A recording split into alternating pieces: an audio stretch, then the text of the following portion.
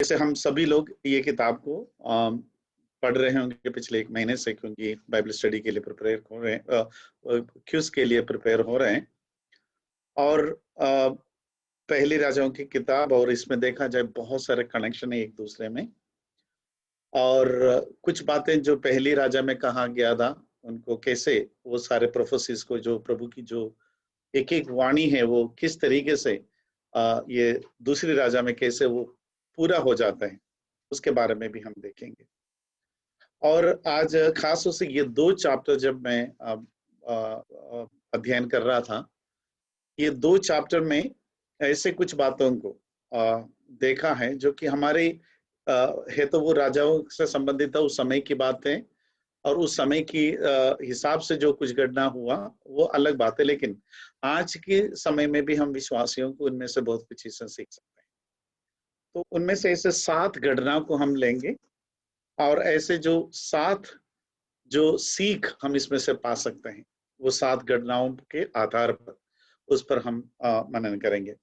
पहला जो घटना है हम जो देखने वाला है, वो है उसकी 6वीं अध्याय, उसकी 24 से लेके 29 तक, 30 तक के, 24 से 30 तक। मैं राकेश भाई से विनती करूंगा कि वो हिंदी में पढ़े दूसरी राजाओं का किताब, उसकी 6वीं अध्याय 24 से लेकर 30 तक।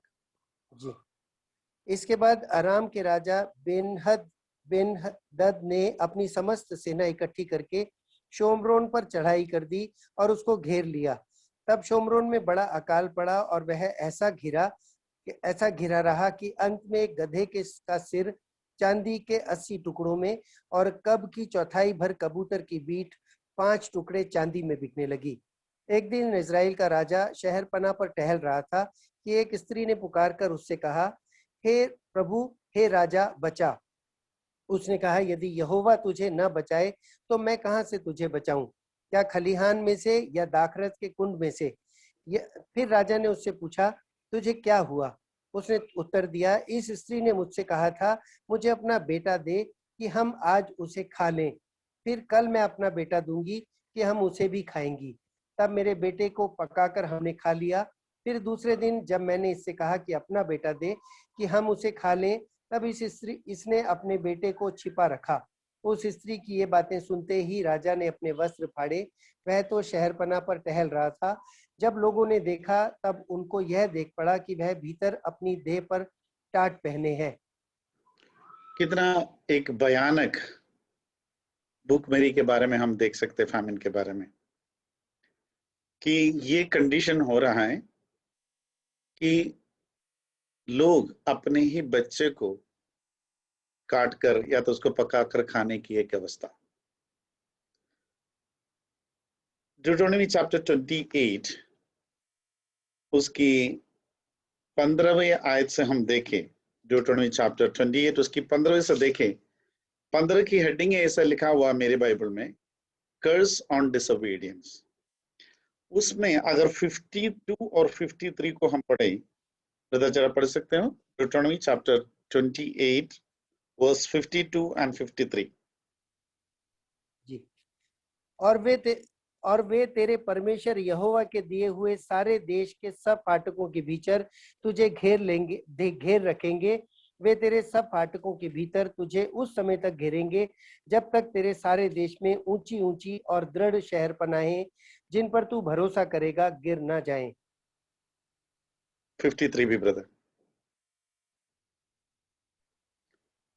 तब घिर जाने और उस संकट के समय जिसमें तेरे शत्रु तुझको डालेंगे, तू अपने निज जन्माए बेटे बेटियों का मांस जिन्हें तेरा परमेश्वर यहोवा तुझको देगा खाएगा।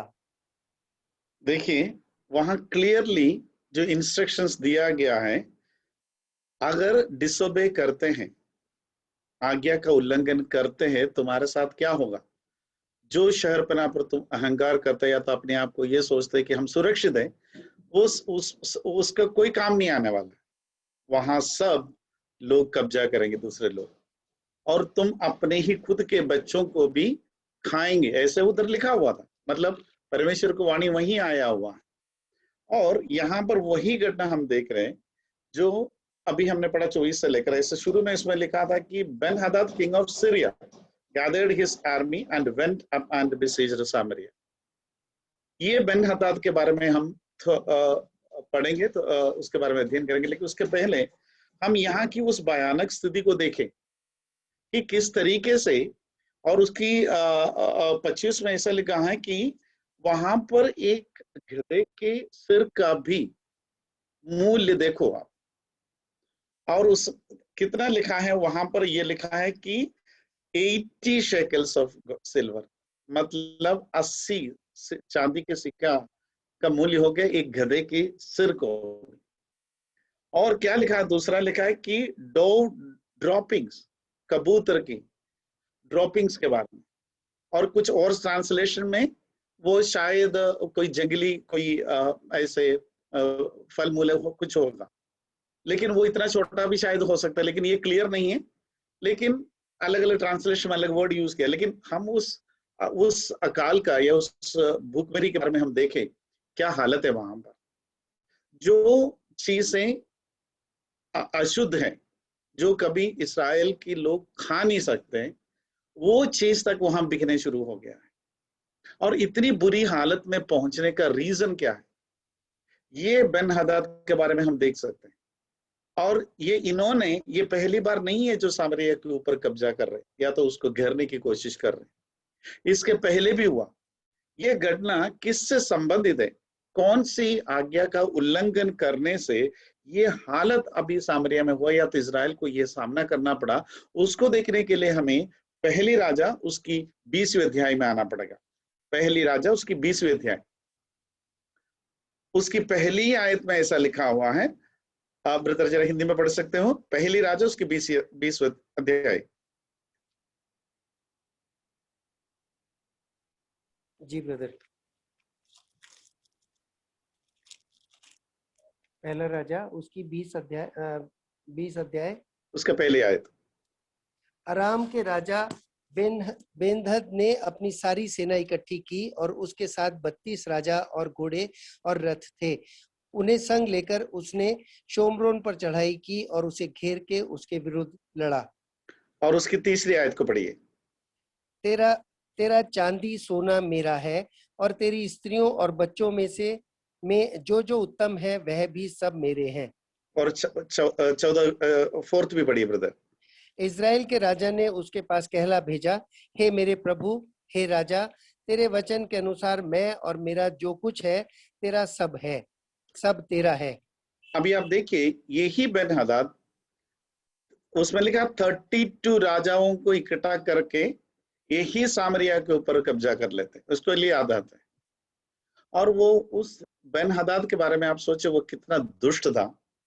उसने क्या बोला तीसरी आयत में, your silver and your gold are mine, your loveliest wives and children are mine. Israel के राजाओं को आके बोले तुम्हारा सिर्फ सोना चांदी ही नहीं, और तुम्हारे वाइस और बच्चे भी मेरे होंगे। इतनी अपमान करके किसी देश को घेरना, तो वो उसमें कितना हंगार होगा उस राजा में। और वो 32 और राजाओं को लेकर आकर उसको घेर लेते हैं। और 4th वर्स में हमने देखा कि उस समय राजा ने बिल्कुल भी, मतलब उस समय के राजा अहाब था, अपने को मालूम है कि उनके बारे में क्या लिखा है कि इस्राएली के बाकी सारे राजाओं से परमेश्वर के समूह में सबसे ज्यादा गलत काम करने वाला था। और उस राजा के सामने कुछ और चारा नहीं था। उसने क्या बोला, my lord of king, just as you say, I and all that I have are yours. वो अपने आप को सरेंडर करते वहां। और उसके बाद अगर हम देखें 7वीं आयत में ऐसे लिखा है, so the king of Israel called all the elders of the land. वो उस समय पे परमेश्वर की ओर नहीं देख रहे, उस समय भी वो लोगों के ऊपर, वो वहां के एल्डर्स को बुलाते हैं, क्योंकि हमें पता है कि अहाब किस हालत में चला गया, कैसे अन्य देवताओं को, बाल को जो मंदिर बनाना शुरू हो गया, वहां पर प्रीस्ट को रखना शुरू हो गया, ये सब हमें पता है। और उनको अभी दूर दूर तक की परमेश्वर से कोई नाता नहीं है, ऐसा हो गया। अब वो वहां पर लोगों को बुलाकर उनसे राय मशवरा करते, तो वो लोग मना करते, ऐसे मत मानो, तो ये उनको अगेंस्ट हो जाते हैं। लेकिन बेन हदद वहां पर भी अपनी मस्त उस हालत में रहकर इसराइल के ऊपर चढ़ावा करने के लिए कोशिश करते हैं। लेकिन हम उसकी 13वीं आयत में पढ़ सकते हैं। ब्रदर 13वीं आयत को जरा पढ़िए हिंदी में, 20 का 13।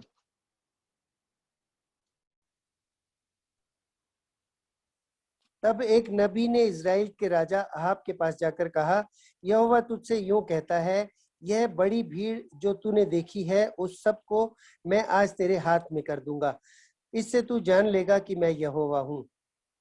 यहाँ पर भी परमेश्वर की वाणी उन तक पहुंच जाते हैं कि भले तुम मुझे भूल गए, तुम मुझे अपना अपना परमेश्वर नहीं मानते, लेकिन मैं तुम्हें आज बताऊंगा, ये सारे लोगों को मैं तुम्हारे हाथ में देने वाला हूं, और इससे तुम ये जान लेगा कि मैं ही यहोवा हूं। उसके बाद की घटना हम लोग सब अच्छी तरह से मालूम है कि किस तरीके से उन्होंने लोगों की इकट्ठा करते हैं और किस तरीके से परमेश्वर, और हमें पता है बन्हेदाद क्या कहते हैं वहां पर उसकी उन्होंने बोला कि जिसके लिए, फिर से हम देखें कि उसकी 28 को पढ़िए ब्रदर, 28। तब परमेश्वर के उसी जन ने इज़राइल के राजा के पास जाकर कहा, यहोवा यूं कहता है, अरामियों ने यह कहा है कि यहोवा पहाड़ी देवता है परंतु नीची भूमि का नहीं है, इस कारण मैं उस बड़ी भीड़ को तेरे हाथ में कर दूंगा, तब तुझे ज्ञात हो जाएगा कि मैं यहोवा हूँ। और उन्होंने हमारे परमेश्वर को इस तरीके से सोचा कि वो पहाड़ों का परमेश्वर है और वो यहाँ पर हमें हराएंगे नहीं। वो उस ऐसे कहने की वजह से परमेश्वर ने उनको पूरी तरह से डिस्ट्रॉय करने का डिसीजन ले लेते हैं। और हमें पता है कि उसके बाद में देखा जाए किस तरीके से उनको हरा देते हैं। लेकिन 31 से लेकर की जो बात है, जो हम अभी जो सेकंड किंग्स में जो पढ़ा उससे कनेक्शन में, अब अपन देख सकते हैं कि उस बेन हदाद को उसकी 30वीं आयत में देख सकते हैं, Ben हदाद fled and went into the city into an inner chamber। वो उस युद्ध स्थल से बेन हदाद वहां से भाग जाते हैं और इतने लोगों को, उसकी 27 में लिखा है कि the children of Israel killed 100,000 foot soldiers, मतलब इतना बड़ा वहां पर हार हो जाते हैं उनको, और वो वहां से सब छोड़कर भाग जाते हैं। लेकिन 31 में आए तो ये देख सकते हैं, his servant said to him, look now, we have heard that the kings of the house of Israel are merciful kings। उनकी लोगों ने उनको बताया कि हमने सुना है कि इसराइल के राजा सब दयालु होता है, इसलिए क्या करना है, उनसे जाके विनती करते हैं, आपकी जान बच जाएंगे। और उसके हिसाब से वो लोग 32 में क्या करते हैं, उसकी 32 पढ़िए ब्रदर हिंदी में, 32 दूसरा राजा ब्रदर, नहीं पहली राजा वही अध्याय में 20 की 32।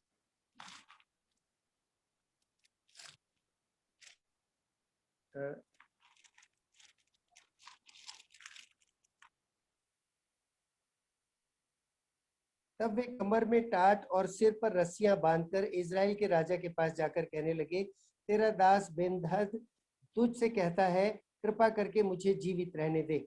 राजा ने उत्तर दिया, क्या वह अब तक जीवित है? तो वह तो मेरा भाई है। अब देखो यहाँ पर तो उसे भाई भी कहना शुरू हो गया, जो कुछ देर पहले आकर ये बोला, क्या बोला था उन्होंने, तुम्हारा सोना चांदी ही नहीं, तुम्हारे बीवी बच्चे भी मेरे हैं, ऐसे बोलने वाले राजा को अभी वो अपना ब्रदर मानना शुरू हो गया। परमेश्वर ने उनको इनके हाथ में देने के बावजूद भी उन्होंने अपने भाई कहना शुरू हो गया। और हम आगे देखे क्या हो गया, उसकी 34 में हम आए, लास्ट में दिखते he made a treaty with him and send him away, उनके साथ में संधि करके उन्हें वापस भेज देते हैं। इतना बड़ा गलती कर लेते हैं, और पता है कि वो अपनी जान बचाने के लिए किस तरीके से उन्होंने वहां पर आहाब को बेवकूफ बनाया। और उसके बाद हमें पता है कि फिर से परमेश्वर की वाणी आहाब के पास आते हैं और उन्होंने क्या बोला, 42 ब्रदर 42 पढ़िए। तब उसने राजा से कहा, यहोवा तुझसे यूं कहता है, इसलिए कि तूने अपने हाथ से ऐसे एक मनुष्य को जाने दिया जिसे मैंने सत्यानाश हो जाने को ठहराया था, तुझे उसके प्राण के बदले अपना प्राण और उसकी प्रजा के बदले अपनी प्रजा देनी पड़ेगी। देखा, उधर परमेश्वर की वाणी आहाब पर आ जाते हैं कि मैंने जिस व्यक्ति को हमेशा हमेशा के लिए खत्म करने के लिए जिस व्यक्ति को तुम्हारे हाथ में दिया था, उस व्यक्ति को तुमने जाने दिया, अब उसका सजा क्या होगा?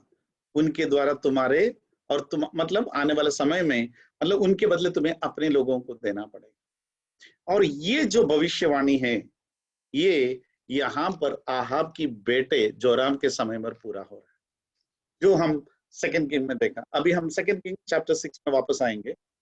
और अभी देखिए, एक डिसोबीडियंस, परमेश्वर ने जिस व्यक्ति को पूरा पूरा अपने शत्रु को पूरा पूरा खत्म करने के लिए उनके हाथ में दिया गया था, उस व्यक्ति को उन्होंने छोड़ देने की वजह से आज क्या हुआ? उनकी बेटे के समय में फिर से वो वापस आते हैं, उसी सामरिया का कब्जा करते हैं। और उधर इतनी मुश्किल, मतलब कोई भी व्यक्ति को बाहर जाना या बाहर से कोई चीज अंदर आना, शहर में आना नहीं हो पाया, जिसकी वजह से वहां पर इतना बड़ा अकाल पड़ता है। और जो चीजें नहीं खा सकते इसराइल लोग, वो भी खाना शुरू करते हैं। और उसके बाद देखा है कि वहां के लोग अपने ही बच्चों को पका कर खाने का हालत हो जाते हैं।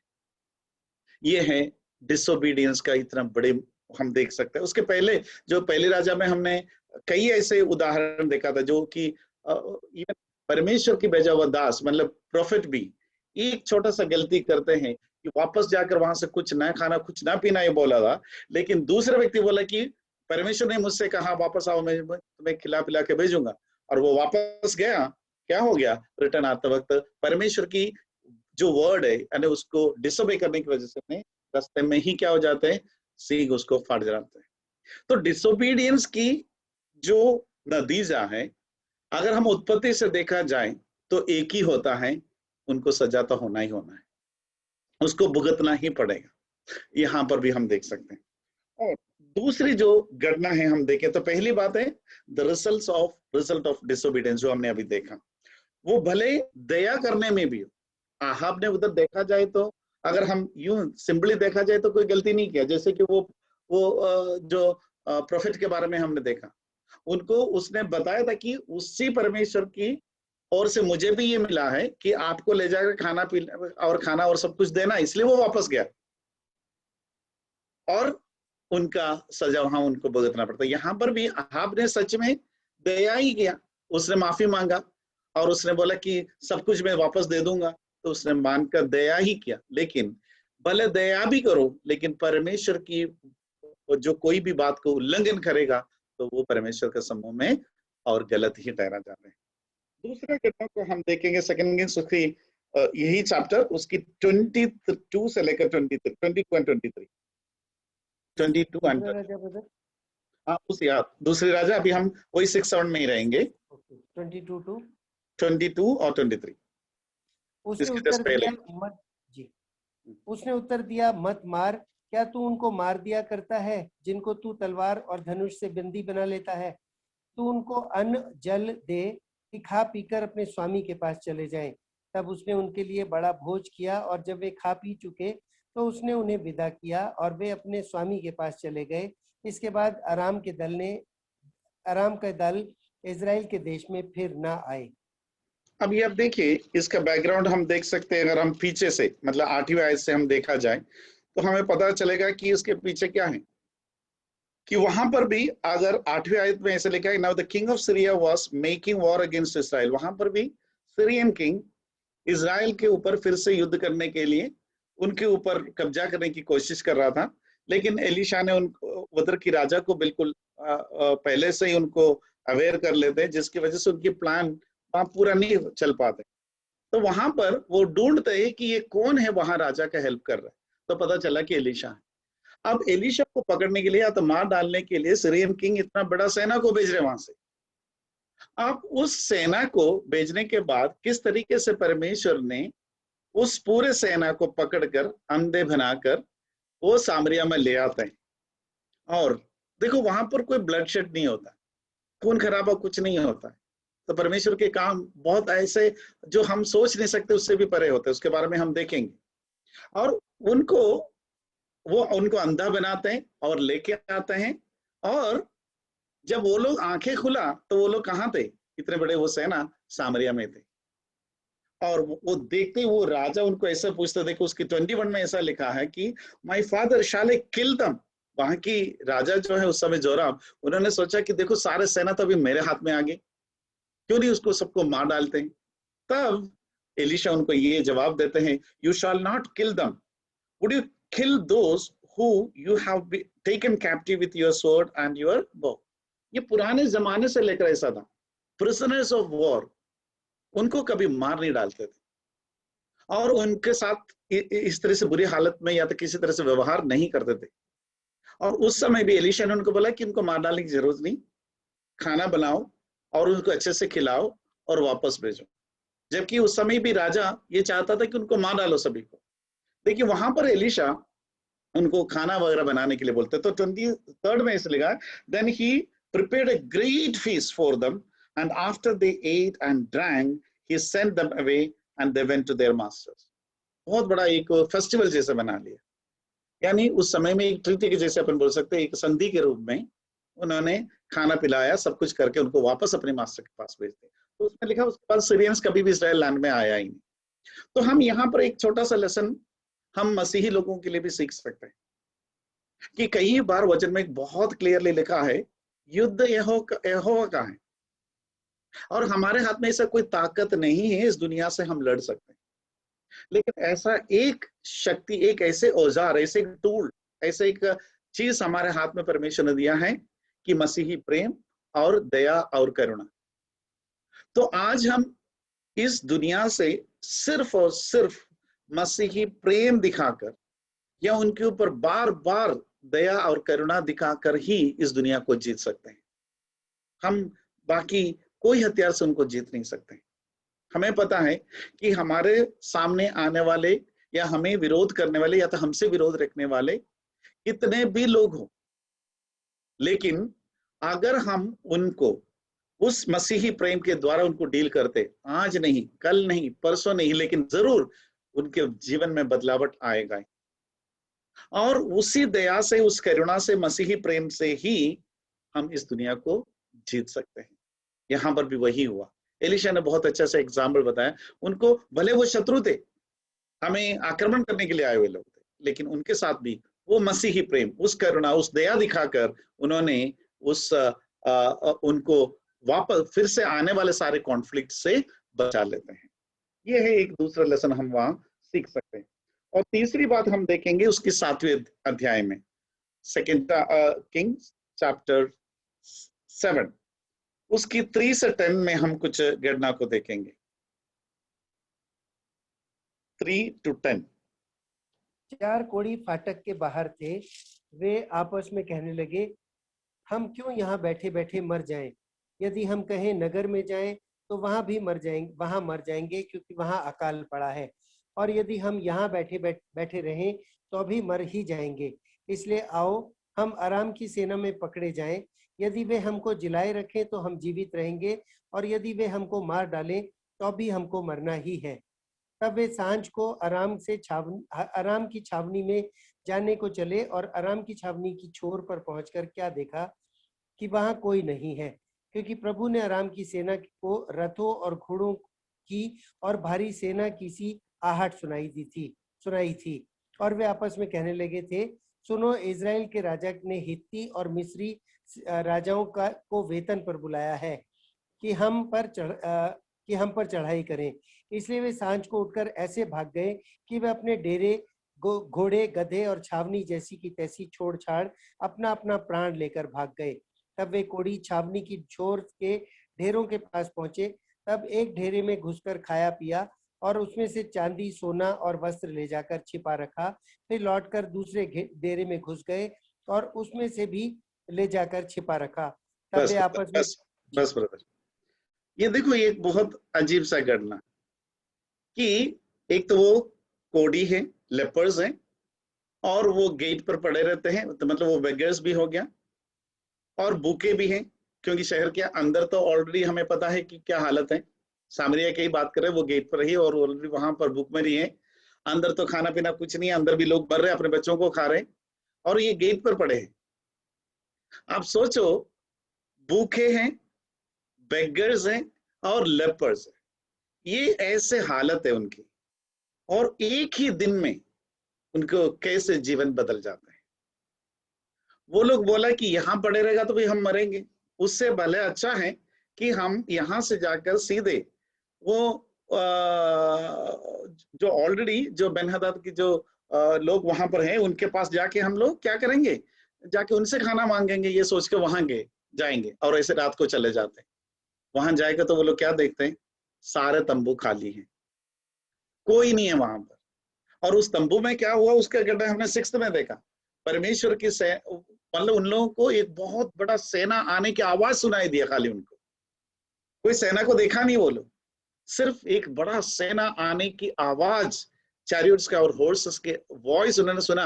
और वो और उन्होंने सोचा कि उन्होंने ये पूरे हिटाइट्स को और इजिप्शियंस को सबको इकट्ठा करके आ रहे हैं, सोच के वो लोग सब वहां से तंबू छोड़कर भाग जाते और सब कुछ छोड़ के जाते। और यही लेपर्स वहां जाके देखते हैं तो क्या मिलते हैं उनको, उनको खाना पीना भी मिलते हैं और सोना चांदी भी मिलते हैं। और वो सब खाना पीने के बाद में सोना चांदी लेकर आ जाते हैं, फिर से जाते हैं, फिर से सब कुछ लेके आते हैं। एक ही रात में उनको जीवन को पूरा बदल डाला। क्या है कि जो भूखे लोग, जो बिल्कुल कोई अछूते लोग और एकदम रिजेक्टेड लोग जिसको वो कोई देखना नहीं चाहते, वो एक ही रात में उनकी सारे जरूरतें पूरा हो जाती हैं। लेकिन सबसे बड़ी बात है उसकी 9वीं आयत को हम पढ़ेंगे। ब्रदर जरा 9वीं आयत को पढ़िए, 9वीं और 10वीं। तब वे आपस में कहने लगे, जो हम कर रहे हैं वह अच्छा काम नहीं है।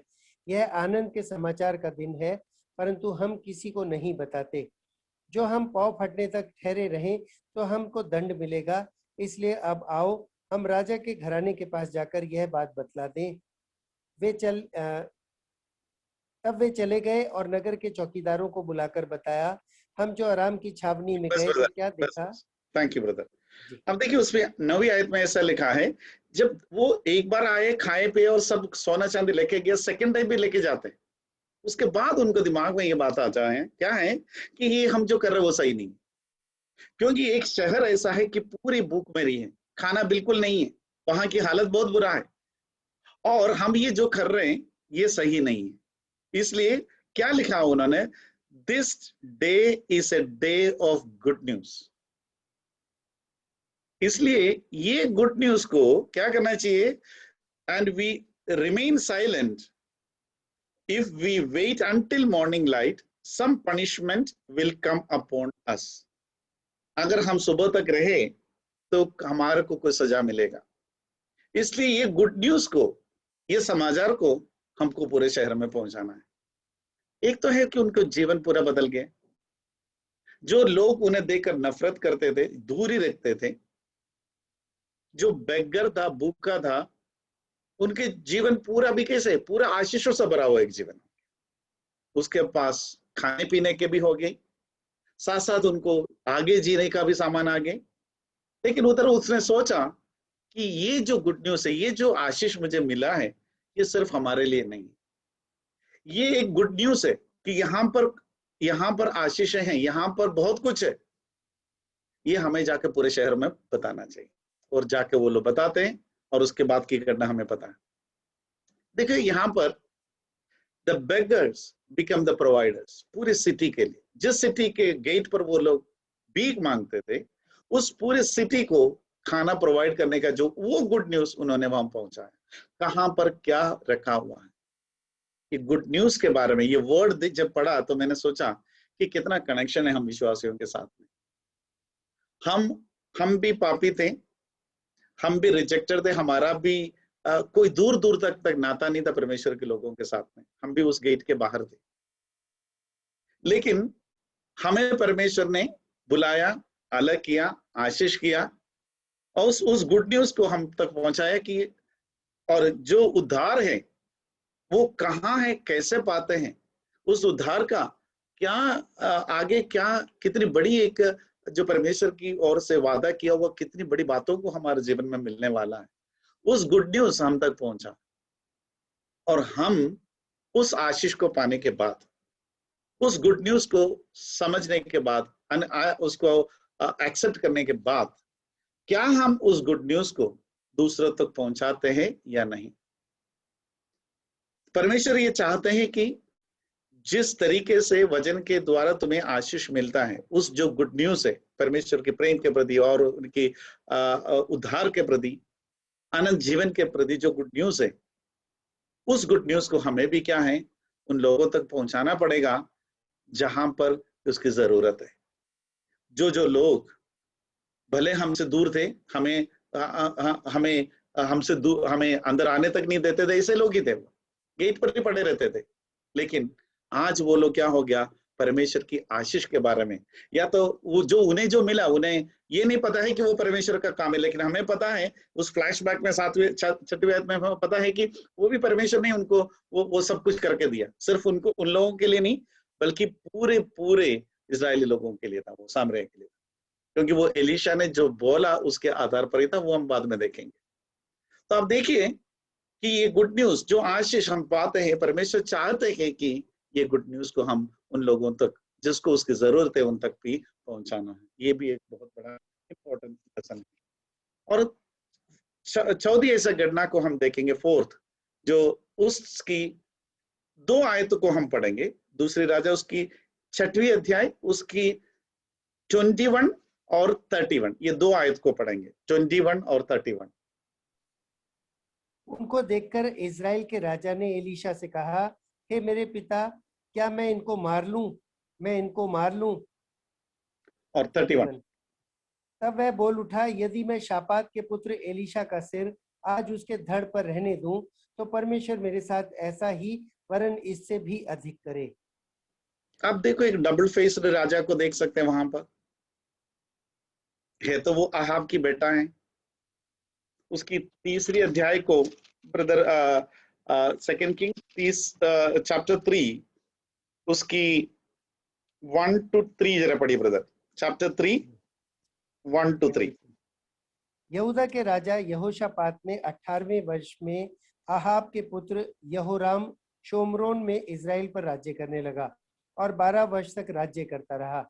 उसने वह किया जो यहोवा की दृष्टि में बुरा है, तो भी उसने अपने माता पिता के बराबर नहीं किया, वरन अपने माता पिता की बनवाई हुई बाल की लाठ को दूर किया। तो भी वह नबात के पुत्र यरोबाम के ऐसे पापों में, जैसे उसने इज़राइल से भी कराए, लिपटा रहा और उनसे ना फिरा। देखिए यहाँ पर लिखा है, अपने माता पिता के उतने बुरे नहीं थे। उन्होंने बाल की कुछ चीजों को साफ किया, सफाई कराया, सब कुछ हटवाया, लेकिन तो भी वो इसराइल से पाप कराता रहा। वो ऐसे राजा है। अब देखो यहाँ पर 21 and 31, सिर्फ 10 आयत के बीच में वो राजा कैसे बदल जाता है। जिस एलीशा को वो फादर करके जो पुकारते हैं, वही राजा 10 आयत के बाद में, यानी वो जो फैमिन देखने के बाद में, उस लेडीज की मुंह से वो जो उस भूखमरी की जो उसकी गहराई को जानने के बाद, when he understood the depth of that, yet the severity of that famine, वो उसी एलीशा को क्या बोलता है कि उसको मैं मार डालूंगा। क्योंकि वो उसके हिसाब से ये जो हालत में इसराइल को लाया है, वो कौन है? एलीशा, यानी परमेश्वर। परमेश्वर एलीशा के द्वारा ये करा रहे। देखिए, ये वो नहीं जानते हैं कि उनकी पिता ने किया हुआ गलती का सजा है, जो अब भी वो बेटा होने के नाते भुगत रहे। उनकी पिता की डिसोबीडियंस, और उसके लिए परमेश्वर ने उस समय दिया हुआ वाचा है जो अभी पूरा हो रहा है। तो परमेश्वर से माफी मांगने के बजाय वो क्या कर रहे हैं कि कोशिश कर रहे हैं, परमेश्वर की दास को मार डालने की कोशिश कर रहे हैं। वो परमेश्वर की अगेंस्ट में काम करने की सोच रहे हैं। और क्योंकि उसकी 33 की आखिर में ऐसा लिखा, surely this calamity is from the lord, why should I wait for the lord any longer. अब देखिए, उनको पता है कि ये कैलामिटी परमेश्वर से आया। वो परमेश्वर को तो सीधा कुछ कर नहीं सकते, इसलिए वो क्या कर रहे हैं, वो एलीशा को मार डालने के, मतलब 10 आयत के बीच में जिसको वो फादर बुलाते हैं, उसको मर्डर करने की कोशिश करते हैं। यानी जब अच्छी चीजें होता है तो क्या हो जाता है, वो बिहेवियर अलग हो जाता है। जब कुछ खराब हो जाते हैं तो उसको मार डालने की कोशिश कर रहे हैं। तो वहां कहीं पर भी उस राजा कभी भी परमेश्वर के समूह में जाकर और उनसे अपनी पापों की गलती का या तो उसको माफी मांगना या परमेश्वर से विनती करना कि हमें बचाओ, या तो इसमें से इस ये जो सिचुएशन अभी बना है उधर से हमें छुड़ाने के लिए परमेश्वर के समूह में जाकर कभी कोई कुछ नहीं करते, बल्कि वो क्या करते हैं, अपनी गलती ना मानकर अपनी गलती को भी दूसरों के ऊपर डालकर उनको मार डालने की कोशिश कर रहे हैं। यानी कुछ लोग ऐसा ही होता है ना, कि कुछ भी हो जाए वो बोलेंगे कि ये तो परमेश्वर की ओर से है, भले अपनी गलती से भी हुआ हो, हमारे पापों की वजह से ही हुआ हो, लेकिन बोलेंगे क्या है कि ये तो परमेश्वर ने कराया, परीक्षा लिया, यही बोलेंगे। तो यहां पर भी वो ये कोशिश कर रहे हैं कि वो परमेश्वर के अगेंस्ट में हो जाता है। सोचिए, वो एक बार भी वहां रिपेंट करने की कोशिश नहीं करते हैं। तो ये जो डबल माइंडेड है, ये हम उसको बारे में देख सकते हैं। और जो पांचवा घटना हम देखेंगे 7वें अध्याय उसकी पहली और दूसरी आयत में। तब एलीशा ने कहा, यहोवा का वचन सुनो। यहोवा यूं कहता है, कल इसी समय शोमरोन के फाटक में सआ भर मैदा 1 शेकेल में और 2 सआ जौ भी 1 शेकेल में बिकेगा। तब उस सरदार ने, जिसके हाथ पर राजा तकिया करता था, परमेश्वर के भक्त को उत्तर देकर कहा, सुन, चाहे यहोवा आकाश के झरोखे खोले तो भी क्या ऐसी बात हो सकेगी?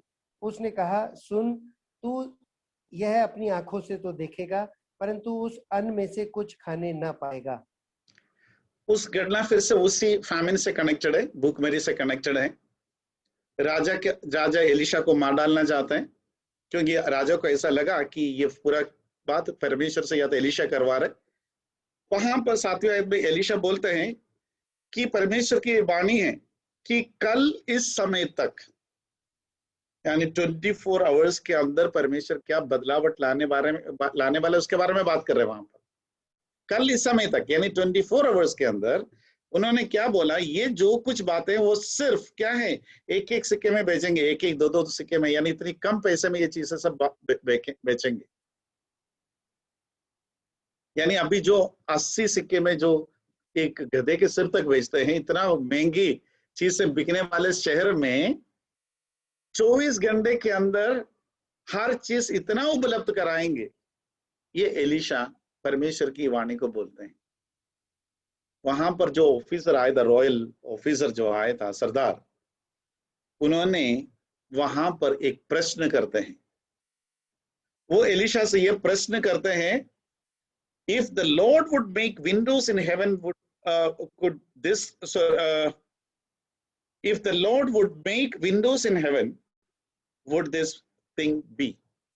हिंदी में अच्छा लगा ब्रदर, हिंदी में फिर से उसको पढ़िए एक बार जी। सुन, चाहे यहोवा आकाश के झरोखे खोले तो भी क्या ऐसी बात हो सकेगी? यानी परमेश्वर अगर आकाश की झरोखे पूरे खिड़कियां खोल भी सकते हैं, लेकिन क्या ये काम कर सकते हैं वो 24 घंटे के अंदर? जिस देश में कुछ भी नहीं है, उस देश में इतना चीज लाएंगे कि इतने सस्ते में बिक जाएंगे। देखिए, परमेश्वर की एबिलिटी पर, पावर टू प्रोवाइड, वो परमेश्वर की जो काबिलियत है उस पर क्वेश्चन कभी नहीं करना चाहिए, कभी भी डाउट करना नहीं चाहिए।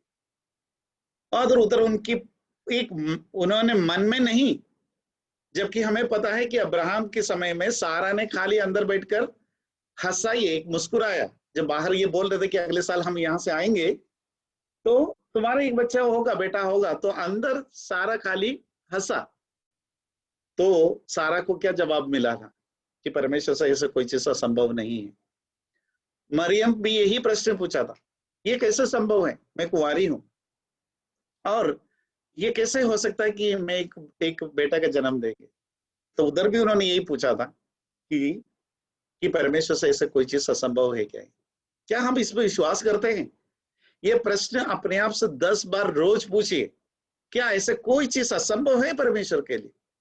सिर्फ और सिर्फ एक शब्द से इस पूरे ब्रह्मांड को उन्होंने बनाया, एक एक चीज को एक एक दिन में बनाता है कि आज कुछ हम जो दिख रहे, जो पेड़ पौधा, जो जानवर है, जो कुछ है, आकाश आसमान में जो दिखते हैं और जमीन में जो दिखते हैं और पानी में जो दिखते हैं, पानी के नीचे जो दिखते हैं, एवरीथिंग सिर्फ और सिर्फ एक वर्ड से उत्पन्न किया, सिवाय मनुष्य का। मनुष्य को उन्होंने अपने हाथों से बनाया। ऐसे परमेश्वर की काबिलियत पर इधर उन्होंने प्रश्न उठाया कि ऐसा कर सकता है क्या? तो एलिशा ने बोला, जरूर ऐसा होगा ही, तुम देखो भी, तुम देखेंगे भी, यू विल सी इट, लेकिन प्रॉब्लम क्या है, यू विल नॉट ईट, उसमें से तुम खाएंगे नहीं, क्योंकि तुमने परमेश्वर की उस काबिलियत पर प्रश्न खड़ा किया, डाउट किया तुमने, और पूछने की हिम्मत किया तुमने कि परमेश्वर ऐसा कर सकता है क्या। नतीजा क्या हुआ हम देखेंगे उसकी 15 से 20 तक में, उसमें अपन जल्दी खत्म करेंगे इसलिए उसकी 20वीं आयत ही पढ़ेंगे। 20 पढ़ने सिर्फ, या तो 20, 20 बस। 7 का 20 अतः पढ़िए। जी, अतः उसके साथ ठीक वैसा ही हुआ। अतः वह फाटक में लोगों के पांव के नीचे दबकर मर गया। देखिए इसके बाद जो घटना, हमने इसके पहले बात किया कि वो जो लेपर्स जाते हैं वहां पर क्या हुआ था, वो पूरी कैंप में से सेना को पूरा परमेश्वर हटा देते, उधर के पूरे सामान को पहले बेगर्स लेते, उसके बाद वो लोग उस खुशखबरी, उस गुड न्यूज को शहर में लाके बताते, और शहर के लोग सब उसको इकट्ठा करने के लिए जाते हैं, और मतलब राजा के पास पहले जाके बोलते, राजा उधर भी डाउट करते हैं, उधर भी वो परमेश्वर की इस काबिलियत पर विश्वास कर नहीं पाते, वो उधर थोड़ा डाउट करते हैं, उधर भी वो ये सोचते हैं कि शायद ये उनका कोई चाल हो, हम उधर जाएं और वो लोग चुप रहे होंगे, वो आके हमको पकड़ेंगे। लेकिन वहां पर क्या हो जाता है, वो जैसे गेट पर उसी ऑफिसर को 17वीं आयत में देख सकते हैं, इसी ऑफिसर को राजा भेजते हैं उनके वहां कि जाके सब कुछ करने के लिए, दरवाजे वो गेट पर क्या हो रहा है वो देखने के लिए। लेकिन वहां पर इतना भीड़ था, क्या हुआ, लोगों ने उसको कुचल कर मार डाला। यानी आप सोचो परमेश्वर की एबिलिटी पर क्वेश्चन करना, और उसका नतीजा क्या हो गया, एलिशा ने उनको बोला कि तुम इसको देखोगे लेकिन तुम उसमें से खाएंगे नहीं, और ऐसे कि ऐसा ही वो पूरा हो जाता है। तो प्रियो, हमारे को जो परमेश्वर ने जितनी भी प्रोमिसेस दिया है, वो प्रोमिसेस तो प्रोमिसेस ही है, क्योंकि that is given by God, परमेश्वर ने किया हुआ प्रोमिसेस है, उसमें एक भी इधर से उधर नहीं होगा। अगर वो हमारे लिए करेंगे ऐसा बोला है तो करेंगे, ये देंगे यूं बोला तो वो देंगे, अपने समय पर सब कुछ पूरा करने वाला परमेश्वर है। कभी भी उनकी एबिलिटी पर डबल माइंडेड नहीं होना चाहिए, कभी भी उनकी एबिलिटी पर शक जरा सा भी नहीं करना चाहिए, क्या परमेश्वर से ये हो सकता है, ऐसा प्रश्न कभी नहीं हो सकता, क्योंकि उन असाध्य या इम्पॉसिबल एक शब्द परमेश्वर के लिए है ही नहीं। इसको हमें अपने दिल में, दिमाग में बसाना है। और जल्दी से हम देखेंगे उस 6वीं घटना को देखेंगे, उसकी 6वीं आयत में उसकी 15 से 19, और हम अभी पढ़ेंगे नहीं उसको, हम सिर्फ विवरणी करेंगे कि 6वीं अध्याय उसके 15 से लेकर 19 हम देखें। जो एलिशा को मार डालने के लिए जो सैनिकों को भेजते हैं वहां पर, उसको देखकर एलिशा की जो सेवक है वो घबरा जाता है। उसकी ब्रदर जरा पढ़ सकते हो 6वीं आयत उसकी 14, 15, 16, खाली 3 आयत को पढ़िए। तब उसने वहां घोड़ों और रथों समेत एक भारी दल भेजा, और उन्होंने रात में को आकर नगर को घेर लिया। भोर को परमेश्वर के भक्त का टहलुआ उठा और निकलकर क्या देखता है कि घोड़ों और रथों समेत एक दल नगर को घेरे हुए पड़ा है। तब उसके सेवक उससे कहा, हाय मेरे स्वामी, हम क्या करें? उसने कहा, मत डर, क्योंकि जो हमारी ओर है वह उनसे अधिक है जो उनकी ओर है। बस ब्रदर, देखो इतने बड़े घोड़े और पूरे सैनिकों भेजा है, और कोई भी देखेगा तो घबरा जाएगा। वो सेवक आकर एलिशा को बोलते कि ये हालत है, तो एलिशा जो शब्द बोलते हैं वहां पर, मतलब जो जो 16 में जो बोलते, क्या बोला उन्होंने, do not fear, for those who are with us are more than those who are with them. घबराने की कोई जरूरत नहीं है, जो हमारे साथ जो है, जो लोग है, जो जो है, वो उन लोगों से भी बहुत ज्यादा है, और हमारे साथ में क्या है उसको एलिशा उनको दिखाते है। उसकी 17 और 18 को आयत को पढ़िए ब्रदर, 17 को पढ़िए। हाँ। तब एलीशा ने यह प्रार्थना की, हे यहोवा, इसकी आंखें खोल दे कि यह देख सके। तब यहोवा ने सेवक की आंखें खोल दी, और जब वह देख सका तब क्या देखा कि एलीशा के चारों ओर का पहाड़ अग्निमय घोड़ों और रथों से भरा हुआ है। और एलिशा ने परमेश्वर से प्रार्थना की, इस सेवक की आंखें खोले और देखे कैसे परमेश्वर हमारा सुरक्षा देते हैं। और परमेश्वर ने उनकी आंखें खोली, और उन्होंने चारों ओर देखा तो क्या है, पूरे पहाड़ में भर के क्या है, रथों और घोड़ों से भरा हुआ, स्वर्गीय सेना से। ये हमें बहुत हिम्मत देने वाली बात है।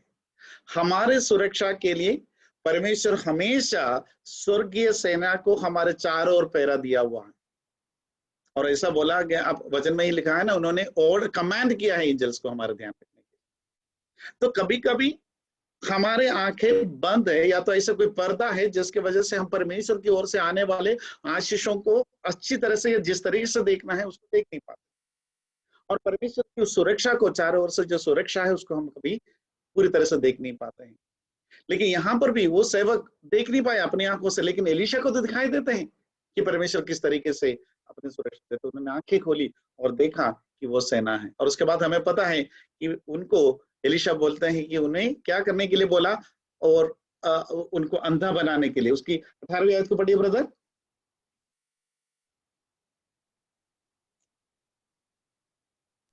सॉरी ब्रदर, दोबारा बोलेंगे। 18 ब्रदर, 18 जी। जब अरामी उसके पास आए तब एलीशा ने यहोवा से प्रार्थना की कि इस दल को अंधा कर डाल। एलीशा के वचन के अनुसार उसने उन्हें अंधा कर दिया। बस कोई ब्लडशेड नहीं हुआ वहां पर, बस उन सभी को अंधा बना दिया, लेके आया सामरिया में। उसके बाद हमने देखा कि उसको खाना खिलाकर कैसे भेज देते। तो परमेश्वर की इस प्रोविजंस को, प्रोटेक्शन को हम सभी को समझना चाहिए, और उसी प्रोटेक्शन में हमेशा ये फील करना चाहिए कि हम सुरक्षित है। शत्रु हमारा कुछ नहीं कर सकते, क्योंकि परमेश्वर की सेना हमारे चारों ओर पहरा देते रहते हैं। और उसी तरह से जो 7वीं आयत में, जो 6ठी आयत में हमने देखा जो घटना, उसमें भी वही की वही बात होता है कि क्या है कि वहां पर भी सच में परमेश्वर की सेना वहां पहुंचा नहीं है।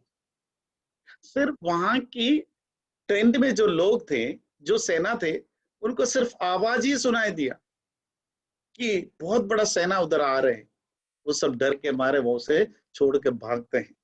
और उसकी 7 की 15 में ऐसे लिखा है कि they went after them to the Jordan, and indeed all the road was full of garments and weapons which the Syrians had thrown away in their haste. पूरे रास्ते में जो हथियार है सब छोड़ छोड़ कर भाग रहे थे वो लोग, इतना डर गए थे। तो देखो परमेश्वर का काम करने का तरीका ऐसा है, हमें शायद दिखाई नहीं देगा, लेकिन परमेश्वर अपनी तरह से हमारे सुरक्षा हमेशा तैयार रखते हैं, और उनकी सेना हमारे साथ है। कोई ब्लडशेड होना कोई जरूरी नहीं, खून खराबा नहीं होता, लेकिन परमेश्वर की काम करने की तरीका जो है उस पर हमें विश्वास होना चाहिए, उसमें हमें ट्रस्ट होना चाहिए कि वो कभी हमें अकेला नहीं छोड़ेगा। वो उनकी प्रॉमिस है। जैसे हमने पहले बोला, डाउट करने की जरूरत ही नहीं होता, उनकी प्रॉमिस है, और उसमें दृढ़ रहना है। और परमेश्वर की सेना हमारे चारों ओर है, ये विश्वास नहीं, एक सच्चाई है, उसके साथ हमें चलना है। और ये करना। और आखिरी बात हम देखेंगे, ये उसके लिए भी हम एक कुछ ऐसे बातों के नहीं, सिर्फ हम एक और बात इसमें देख सकते हैं कि परमेश्वर की एक एक प्रॉमिस और एक एक वाणी कभी भी गलत नहीं होगा, वो समय पर पूरा होगा ही होगा। वो आहाब से लेकर बेन हदद तक की बात देख लो, एक डिसोबीडियंस किया और वहां पर परमेश्वर ने बोला कि तुमको इसको भारी कीमत चुकानी पड़ेगी, और चुकाना ही पड़ा। ऐसे हालत में पहुंच के वही सामरिया अपने बच्चों को तक पका के खाने की हालत में हो गया। और उसको देख लो, एक भी वर्ड, एक भी कोई चीज उधर बदलावट नहीं होता है। और हम देख सकते हैं इस इतना बड़ा अकाल कुछ नहीं है, लेकिन 24 घंटे के अंदर क्या होने वाला है वो परमेश्वर ने कहा और कर दिखाया। बस 24 घंटे के अंदर, उस 24 घंटे के अंदर कर सकते हैं कि इसे पूछने वाले के साथ में क्या हुआ। तो परमेश्वर की जो प्रॉमिसेस है वो एक तिल भी इधर से उधर नहीं होगा, क्योंकि वो परमेश्वर है, इस जगत को बनाने वाला है। 24 घंटे में आप सोचो कि क्या कीमत था, क्या कैसे चीजों को बेच रहे थे, और 24 घंटे के अंदर उधर क्या हालत होगी। तो 24 घंटे में, और वो लेपर्स का भी लाइफ को देखो किससे बदल दिया उन्होंने एक ही रात में। और तीसरी बात है कि उस रॉयल ऑफिसर के साथ में कैसे डील किया, कि बोला कि तुम उसको अपनी आंखों से देखेगा, परमेश्वर की ताकत क्या तू देखेगा, लेकिन उसमें से तुम कुछ खा नहीं पाएगा। ऐसा ही किया उन्होंने। और नेक्स्ट डे में क्या हुआ, उसी 24 घंटे के अंदर परमेश्वर ने जो प्रॉमिस किया वो सारे उस इसराइल को मिल भी गया, जो सजा उसको मिलने वाला वो भी मिल गया। यानी he is a god of promises और he is a god of perfection, उसमें कोई दबराई नहीं है।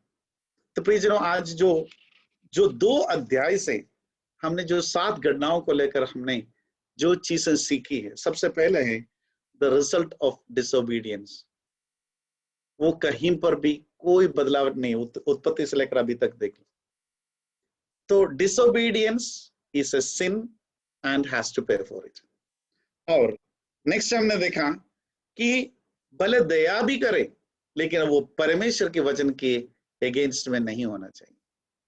उनको वो जो डिसोबे कर किसी के ऊपर दया भी करे, वो हमें बचा नहीं सकते।